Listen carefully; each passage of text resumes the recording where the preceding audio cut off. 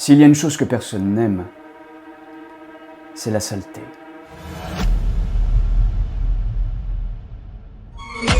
Pour la 4e fois en l'espace de 2 heures, Laurélie, la concierge, passe un coup de chiffon sur le comptoir.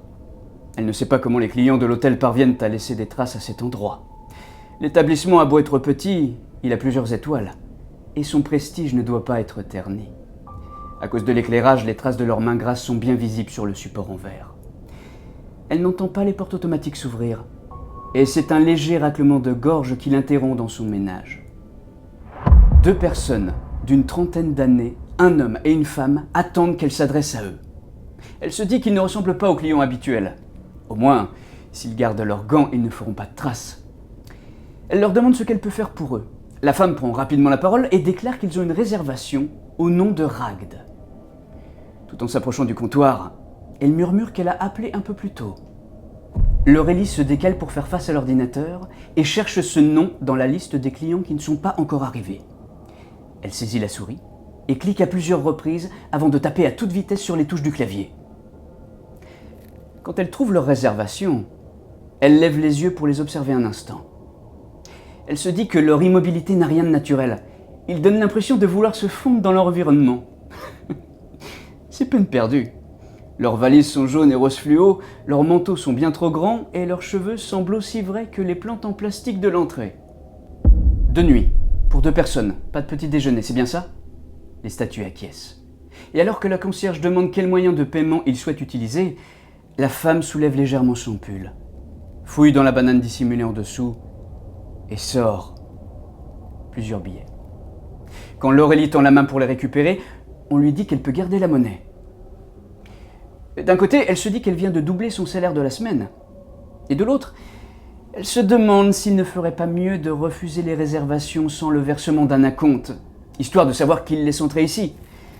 Mais tout ça n'a pas d'importance, ce n'est pas son travail de se préoccuper de ce genre de choses, et, dans certains cas, ça peut s'avérer utile. Ces gens ne veulent pas qu'on sache qu'ils se trouvent ici. Qu'il en soit ainsi.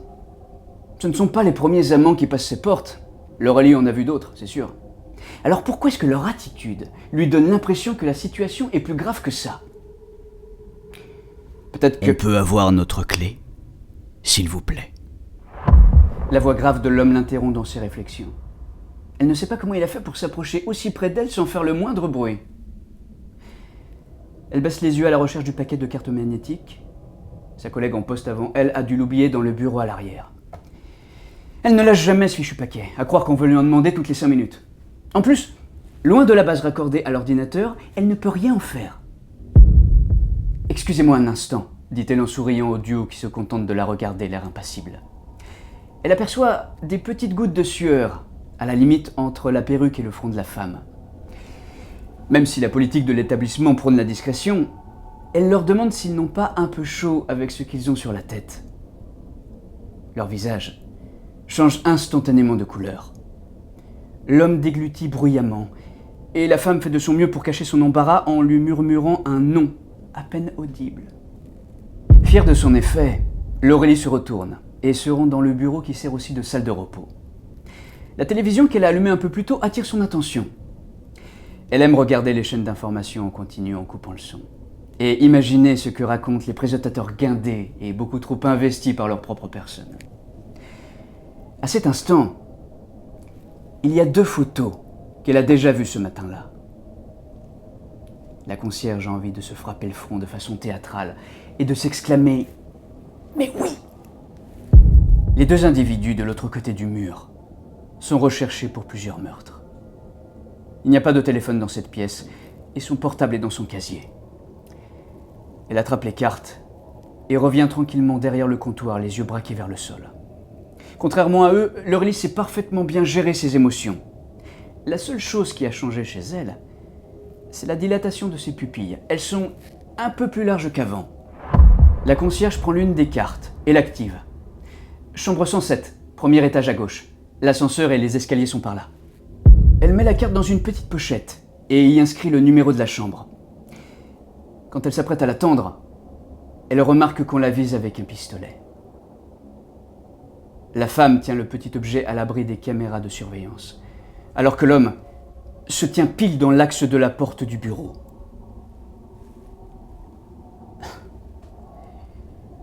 Il peut voir l'écran de la télévision. Il dit « Pouvez-vous nous accompagner jusqu'à notre chambre ?» Ça n'est pas une question. L'Aurélie suit les instructions qu'on lui donne et se dit que ça n'aurait pas pu mieux se dérouler. Elle transporte la carte avec ses 2 mains et passe devant. Il quitte l'accueil, monte les escaliers et ouvre la porte. Leur comportement, qui était jusque-là mesuré, se laisse envahir par la panique quand la porte se referme derrière eux. La femme la tient en joue tout en retirant son manteau, tandis que l'homme ouvre l'une des valises et sort de quoi l'attacher. Ses mains tremblantes effleurent la peau des poignets de la concierge alors qu'il essaye de nouer un foulard. L'Aurélie se dit que si elle veut prendre l'avantage, elle doit absolument trouver un moyen de faire diversion. Ses proies se sont volontairement isolées avec elle. Ce n'est pas une pauvre petite âme qui va se mettre en travers de son objectif. Avant qu'on la bâillonne, elle emploie la voix la plus larmoyante de son répertoire pour leur demander un verre d'eau. L'homme s'arrête et regarde son associé avec insistance. En soupirant, celle-ci pose le pistolet sur une table d'appoint et marche d'un pas décidé vers la salle de bain. L'Aurélie n'attend plus. Elle laisse ses jambes s'allonger pour former une première paire de pattes. Puis 2 autres paires poussent de part et d'autre de son torse. L'homme n'a pas le temps d'appeler à l'aide quand les bras de la concierge se transforment eux aussi, en déchirant le foulard au passage. Ils lui tranchent la gorge.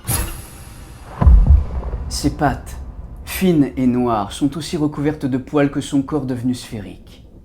Ses crocs ne tardent pas à broyer la tête de l'humain étendue derrière elle. Elle recrache la perruque et grimpe silencieusement le long du mur pour se poster au plafond. Son abdomen frémit lorsque ses 8 yeux observent la femme lâcher son verre et se précipiter vers ce qui reste de l'autre. Ils étaient convaincus qu'elle serait leur 11e mort. Quelle bande de petits joueurs. La femme sur laquelle elle se laisse tomber est sa 1847e victime.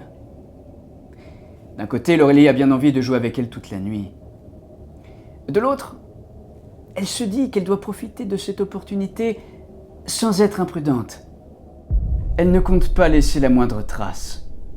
Et malgré son efficacité, la digestion demande un petit moment.